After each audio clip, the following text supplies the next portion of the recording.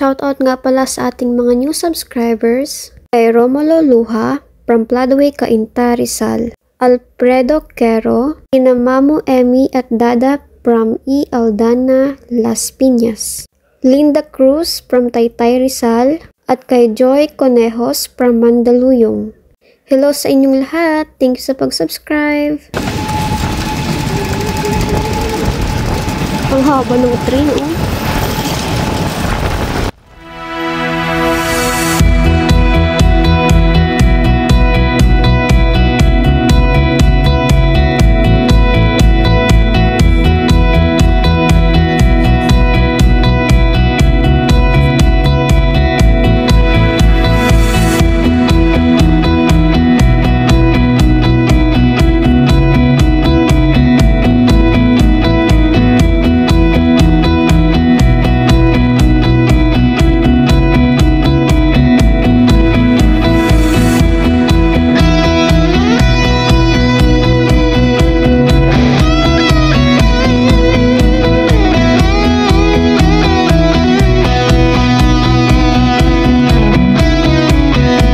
Nandito na kami sa company, kakarating lang namin.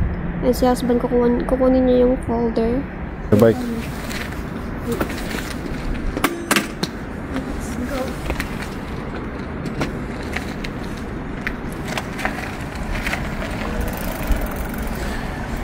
That's good.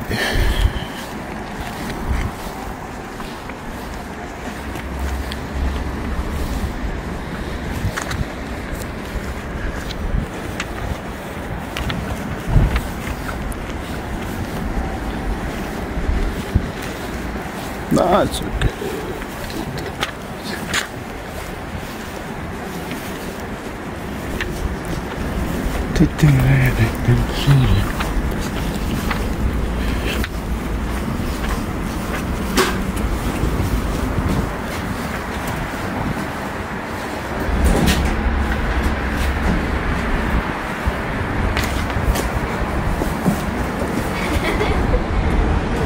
So guys, today we are going again to Switzerland. And ngayon, hinihintay lang ni husband na matapos i-disconnect yung trailer kasi nga may gumamit sa truck namin. And ngayon, i-disconnect ni husband tapos i-connect niya ulit dun sa trailer na gagamitin namin papuntang Switzerland. So ito si husband at yung driver. And yan yung trailer na i-connect namin. So guys, yung magko-connect pala is yung katrabaho niya. So siya na lang yung magko-connect. So ito guys yung likod ng trailer.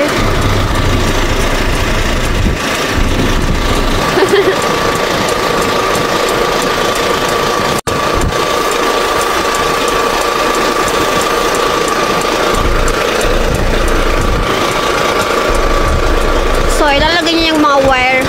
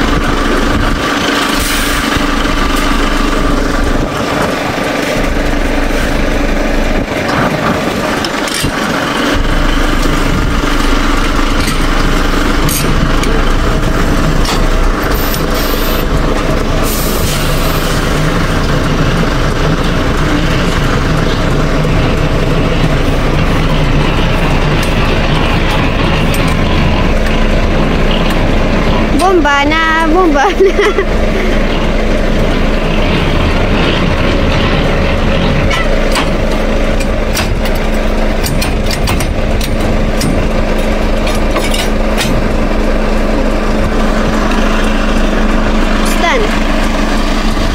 So, kailangan niya guys ilagay yung taco card para mag-start. So guys, nandito na ako sa loob ng truck. And si husband, nagtangong siya ng gas. Alam niyo ba guys, minsan, yung company, kapag meron kaming route sa Belgium, gusto talaga nila na magtank kami sa Belgium ng fuel kasi nga mas mura doon compared dito sa ano nila. Ewan ko kung ano ba yung pagitan ng price.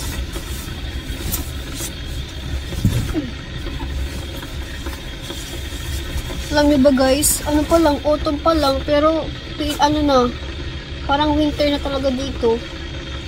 Dito sa Netherlands guys, hindi mo ma-predict yung weather kasi nga pa iba-iba. Minsan mainit, minsan naman malamig. Ganun.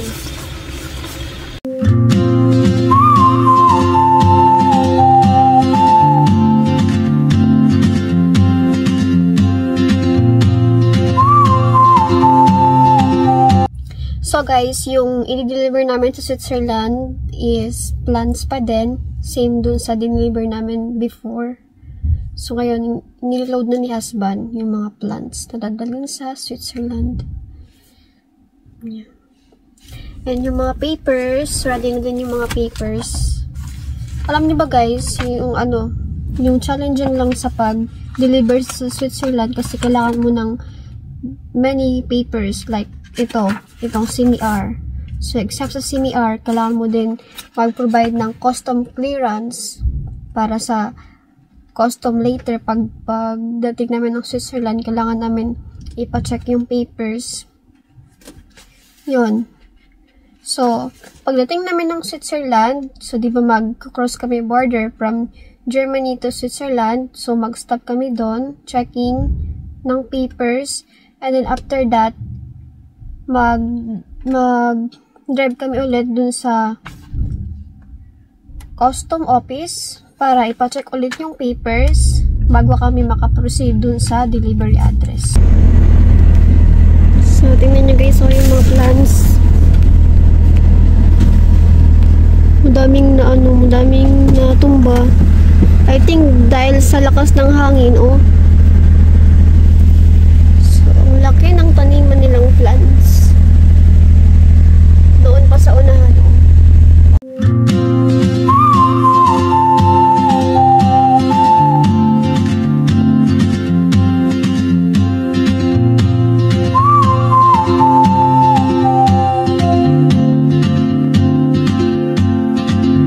She moves like a map with no borders, a whisper caught in the wind. I see her boots at the corner cafe with a notebook and a grin. She's chasing skies I've never named while I stay in my lane. But something in the way she moves keeps pulling at my... Guys, may nangyari. Parang nabonggo siguro si husband. Ay, naku po. Guys, nandito na kami sa Germany. And we still have 3 hours and 19 minutes bago kayo makarating ng Switzerland border. And ngayon, nag-stop muna kami dito sa gas station kasi nga gamit si husband ng toilet. Actually, maulan today.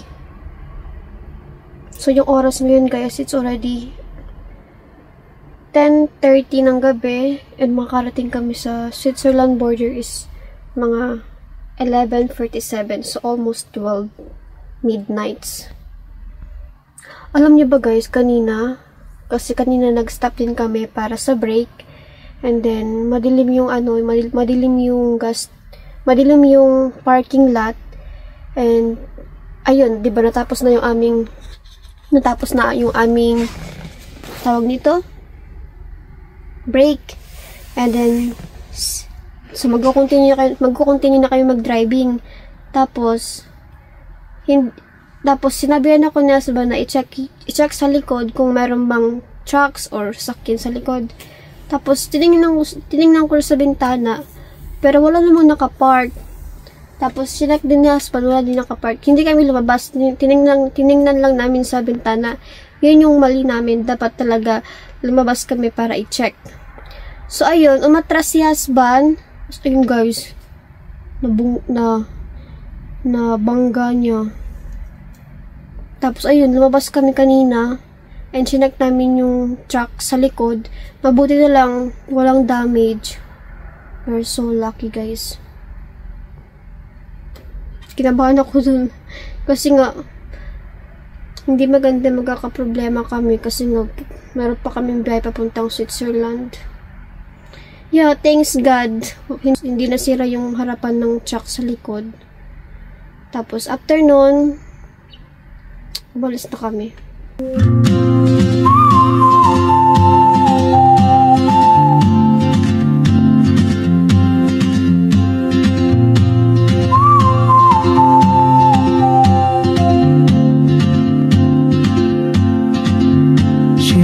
Like a map with no borders, a whisper caught in the wind.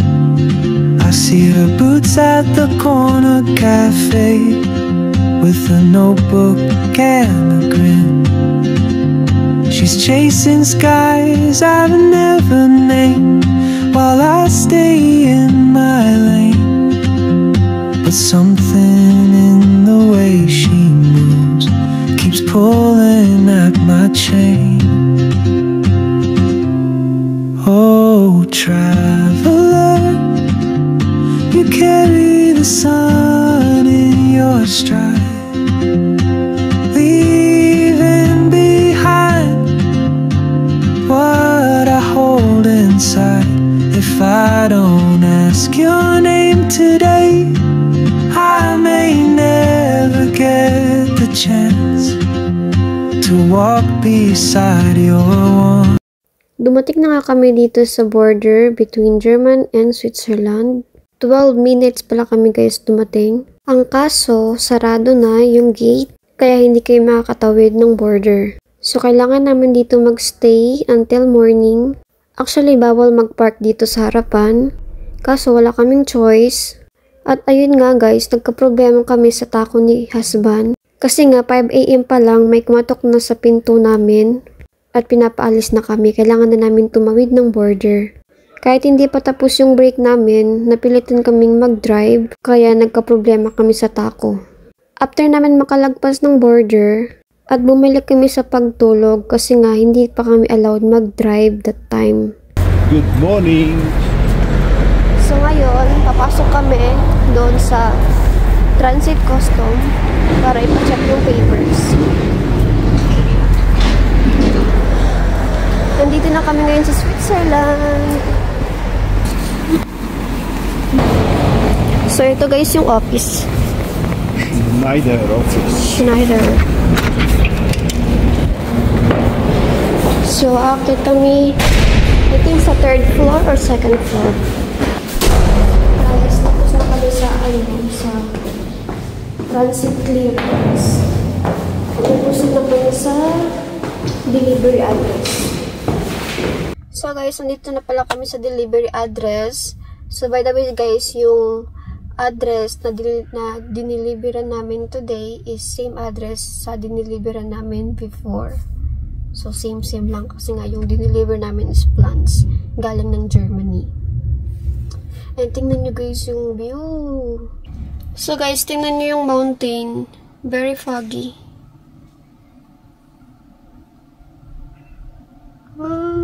Tingnan nyo guys, yung driver is babae. Diba? Alam nyo ba guys, dito sa Europe, kadalasan, marami ako nakikitang mga babaeng drivers ng truck. Mapa-bus, mapa-trucks, tapos yung van, babae yung mga nagda-drive dito. Lalo na sa Latvia, sa country ng husband ko.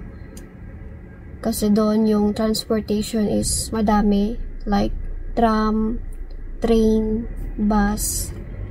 And madalas yung driver is mga babae.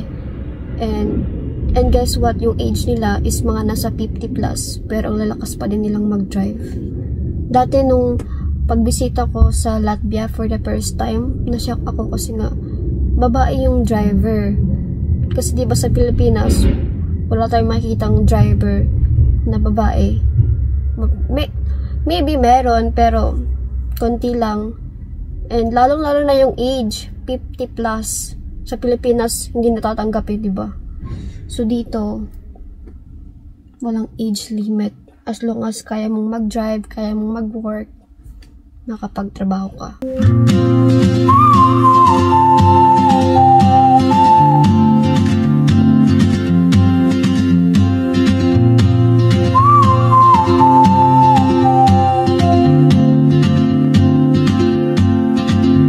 She moves like a map with no borders, a whisper caught in the wind. I see her boots at the corner cafe, with a notebook and a grin. She's chasing skies I've never named, while I stay in my lane. But something in the way she moves keeps pulling at my chain. Oh, traveler, you carry the sun in your stride, leaving behind what I hold inside. If I don't ask your name today, I may never get the chance to walk beside your wandering dance.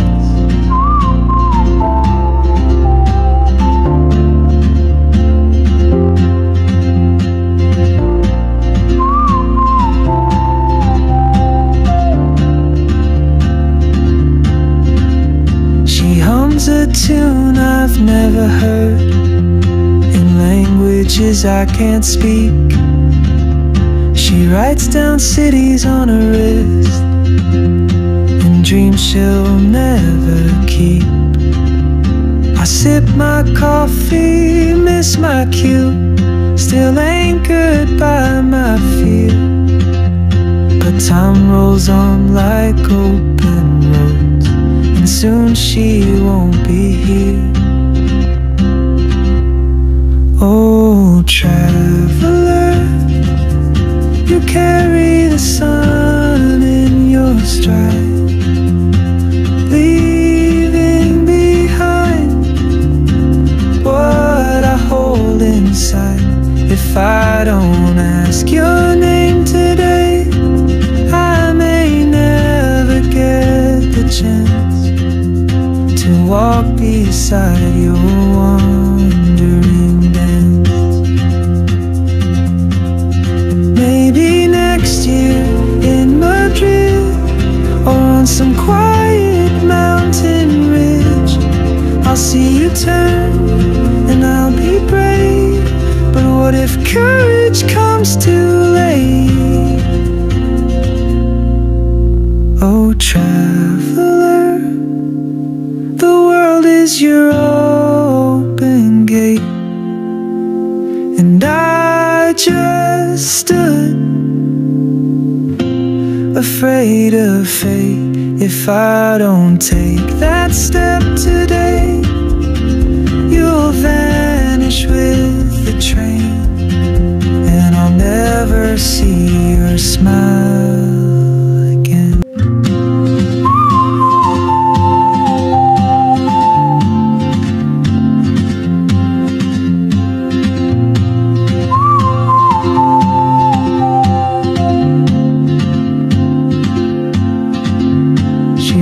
Like a map with no borders, a whisper caught in the wind. I see her boots at the corner cafe, with a notebook and a grin. She's chasing skies I've never named, while I stay in my lane. But something in the way she moves keeps pulling at my chain. Oh, traveler, you carry the sun in your stride,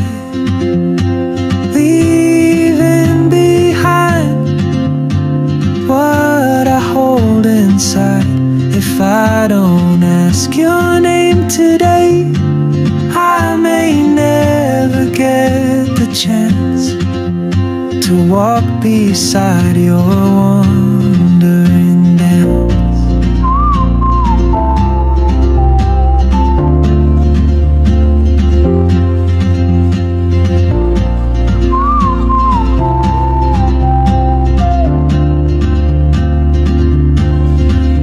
She hums a tune I've never heard in languages I can't speak. She writes down cities on her wrist